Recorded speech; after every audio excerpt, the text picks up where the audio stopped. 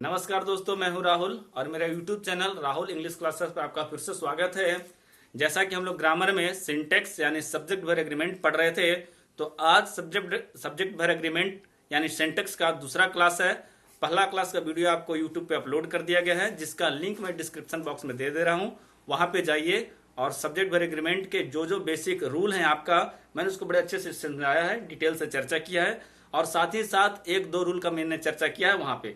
जैसे सबसे basic rule यह है कि सिंगुलर सब्जेक्ट के साथ सिंगुलर वर्ब, प्लूरल सब्जेक्ट के साथ प्लूरल वर्ब का इस्तेमाल होता है। लेकिन मैंने आपको बोला था कि आप अंग्रेजी सीख रहे हैं तो एक्सेप्शन पर बहुत ज्यादा ध्यान दें। सवाल आपके एक्सेप्शन से ज्यादा एग्जामिनेशन में बनते हैं, और मैंने वहां आपको दो एक्सेप्शन रूल का चर्चा किया था। और मैंने बताया था कि सिंगुलर सब्जेक्ट के साथ प्लूरल वर्ब 3 जगह इस्तेमाल होता है। तो 2 का मैंने चर्चा पहले वाला वीडियो में कर दिया था, वहां पे जाइए देखिए। और मैं आज आगे रूल को चर्चा कर रहा हूं। तो आज मैं तीसरा ऐसा कौन सा रूल है जहां पे सिंगुलर सब्जेक्ट होने के बावजूद भी प्लूरल वर्ब का इस्तेमाल होता है, मैं उसका चर्चा कर रहा हूं।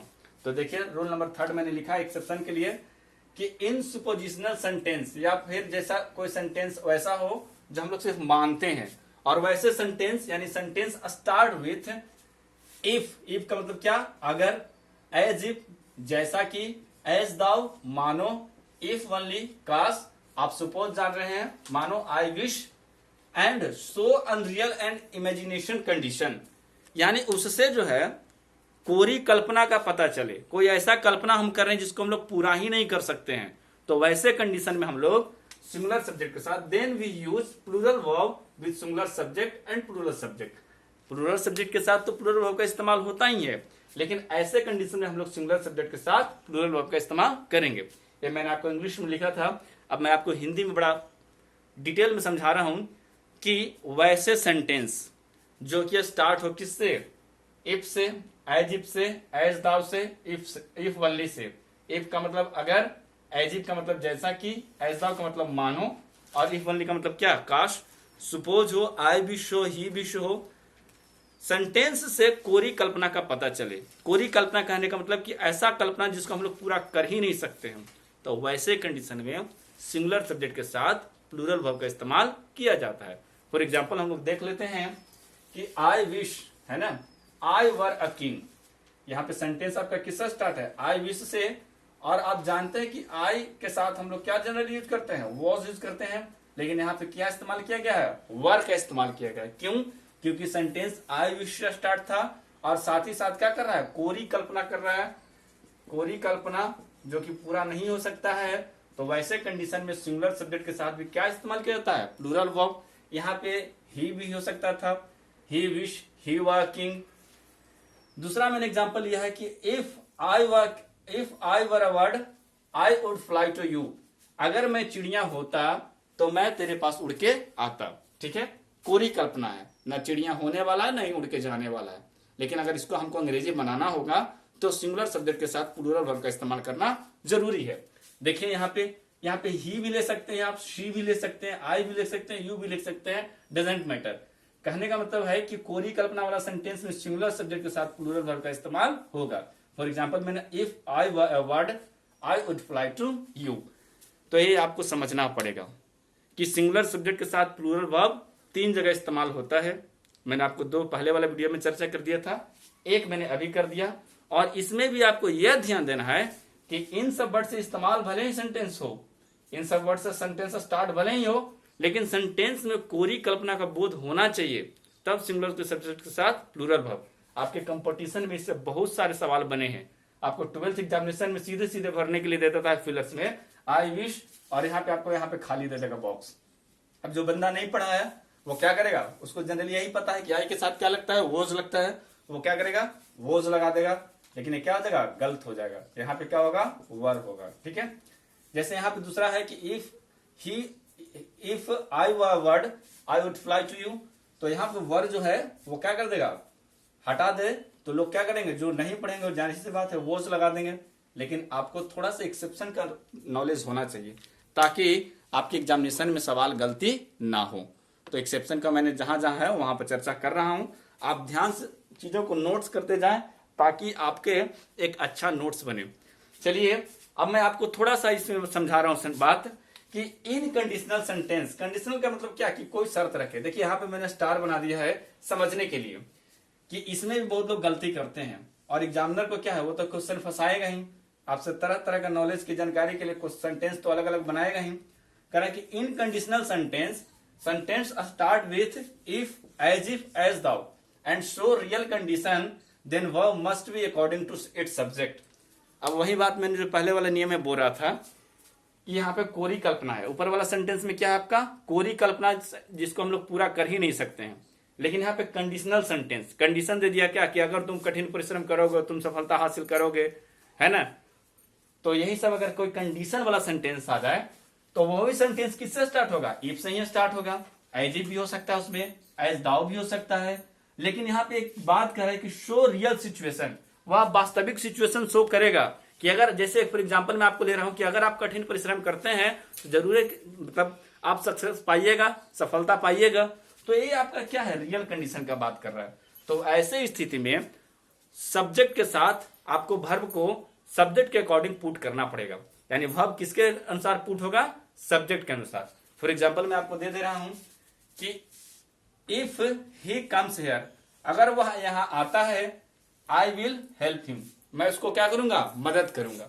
यहां भी सेंटेंस किससे स्टार्ट है, इफ से, लेकिन ही के साथ मैंने क्या लगाया, सिंगुलर सब्जेक्ट यहाँ पे है, सिंगुलर वर्ब भी है। क्यों जी, क्योंकि यहाँ पे कंडीशन सेंटेंस में वास्तविक चीज का बोध आ रहा है। कोरी कल्पना का बात होता तो यहाँ पे भी प्लूरल लग जाता, लेकिन वास्तविक है तो singular subject singular verb, plural रहता तो plural subject plural verb. If he comes here I will help him, और नीचे है कि सी लुक्स एज दाउ, वह मानो ऐसे दिख रही है, सी हैज बीन वर्किंग, वह क्या करती होगी, वह क्या करती रही है, काम करती रही है। वह ऐसा दिखती है मानो वह क्या काम करती रही है। तो आपको मैं इस नियम से और इस नियम से सिर्फ एक ही चीज समझा रहा हूं कि सेंटेंस स्टार्ट होगा इफ से, एज दाउ से। आपके सेंस पे भी डिपेंड करता है, कोरी कल्पना का बोध होगा, सिंगुलर सब्जेक्ट प्लूरल वर्ब। अगर वास्तविक चीज का बात होगा, जो आपका रियलिटी वाली बात है, उसमें अगर कंडीशन शो करेगा तो वर्ब जो होगा इट्स सब्जेक्ट के अनुसार पुट होगा। उम्मीद करते हैं कि आप इस चीज को बहुत अच्छे से सीखे हैं। बहुत सारा विद्यार्थी यहाँ पे गलती करता है, उनके मन में एक ही सवाल चलता है कि आपने यहाँ पे सिंगुलर सब्जेक्ट के साथ सिंगुलर वर्ब लगा दिया, आप यहाँ पे सिंगुलर सब्जेक्ट के साथ प्लूरल वर्ब लगा रहे हैं, ऐसा क्यों। तो वो सिर्फ एक ही चीज है कि यहाँ पे कोरी कल्पना इमेजिनेशन शो करता है, यहाँ पे कंडीशन में क्या करता है, रियलिटी शो करता है। वहां पे इमेजिनेशन होता है, यहाँ पे आपके शर्तें होती है। तो आप भले भांति आप समझ गए होंगे। अब मैं रूल को आगे बढ़ा रहा हूं।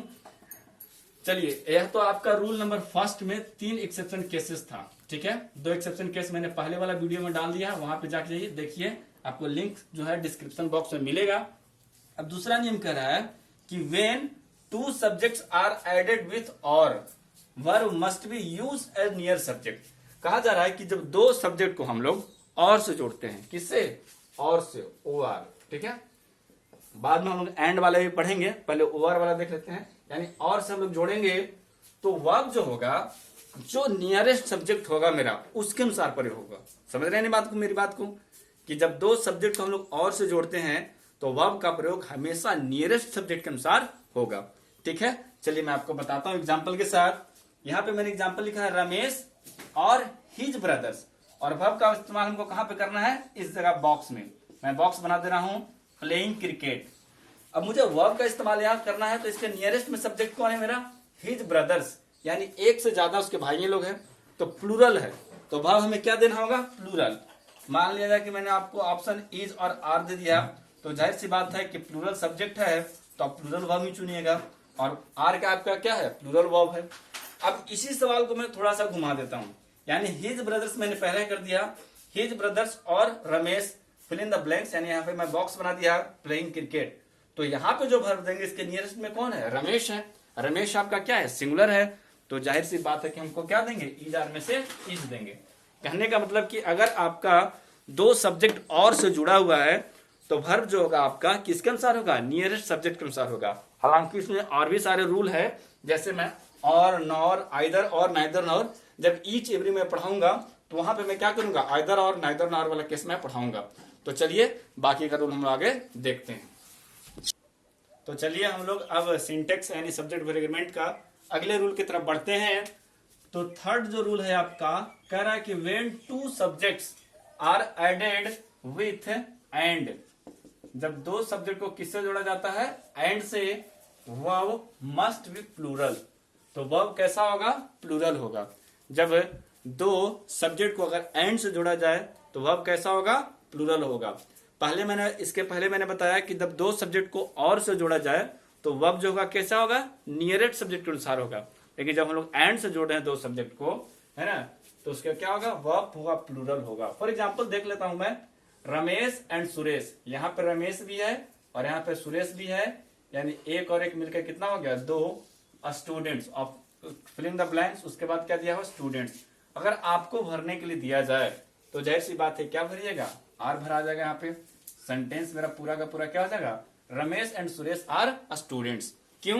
क्योंकि two subjects are added with and, then verb must be plural.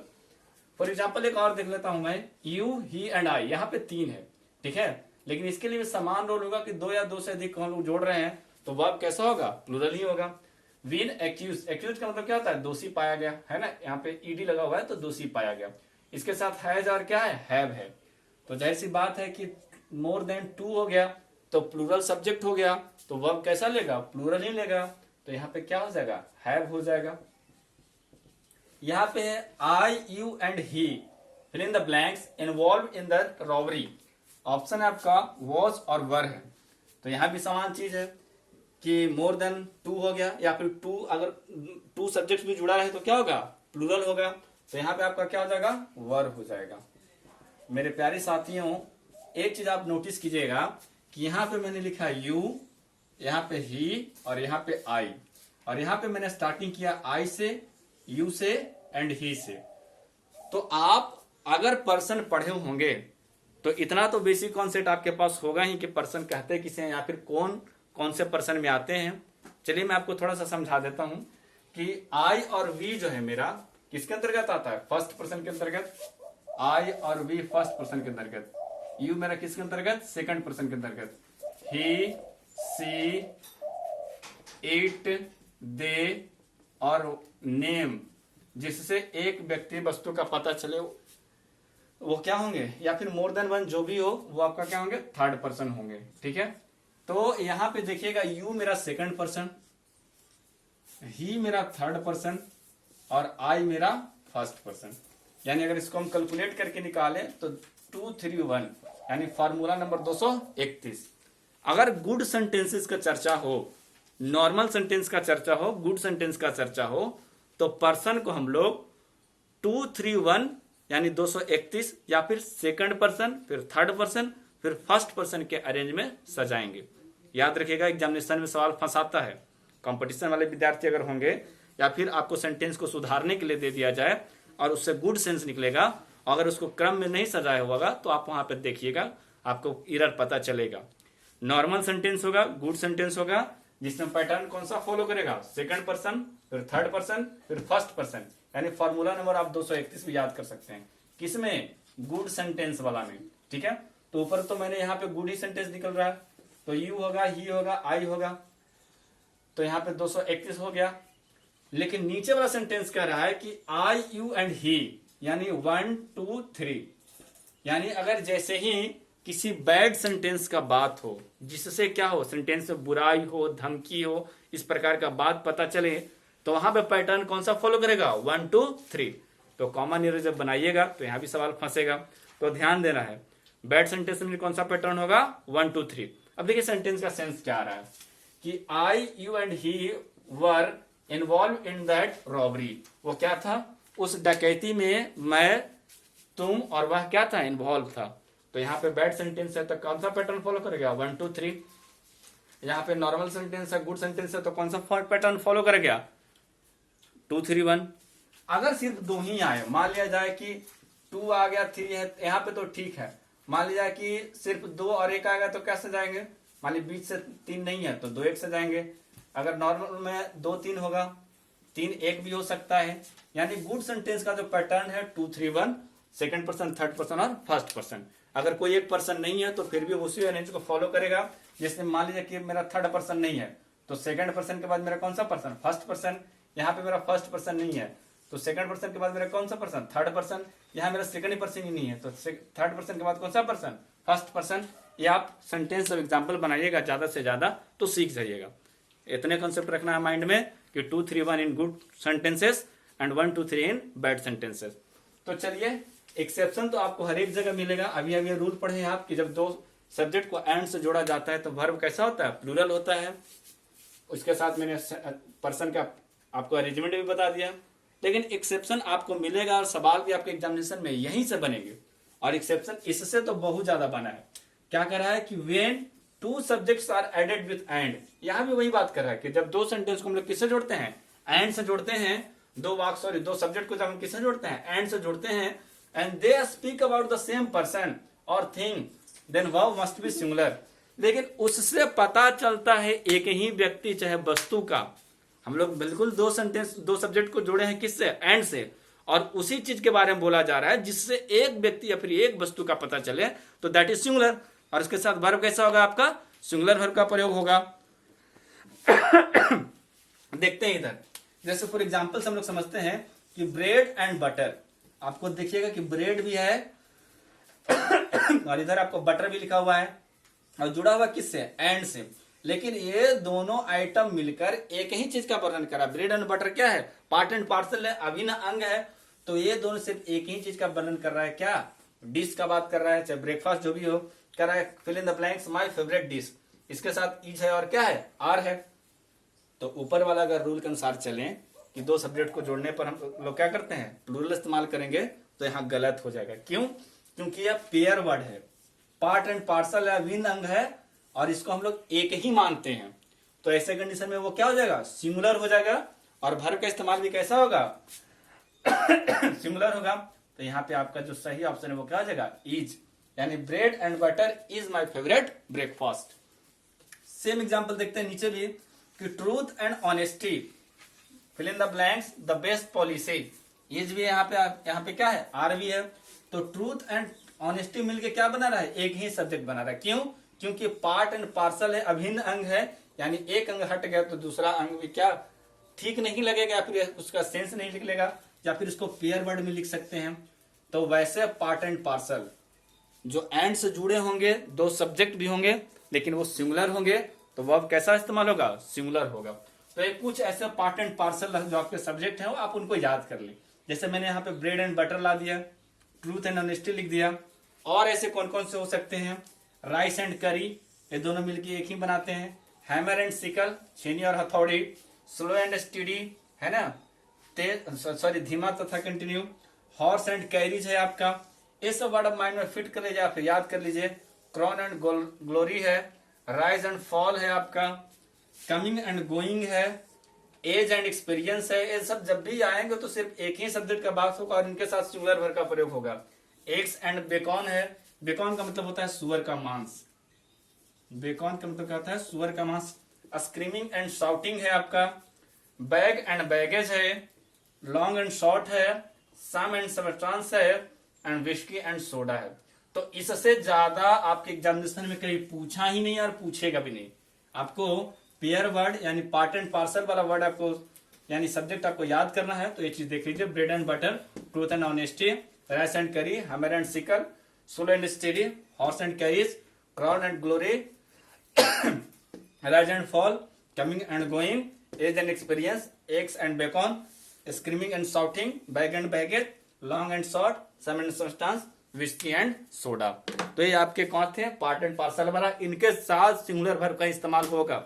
Exception case बन गया, क्यों, क्योंकि पार्ट एंड पार्सल हो गया, अभिन्न अंग हो गया, पेयर वर्ड हो गया। अभी हम लोग पढ़े हैं नियम के 2 सब्जेक्ट को जोड़ने पर प्लूरल वर्ब, लेकिन जब पार्ट एंड पार्सल रहेगा तो सिंगुलर वर्ब। तो आज के लिए इतना ही रहने देते हैं, मिलते हैं अगले वीडियो में।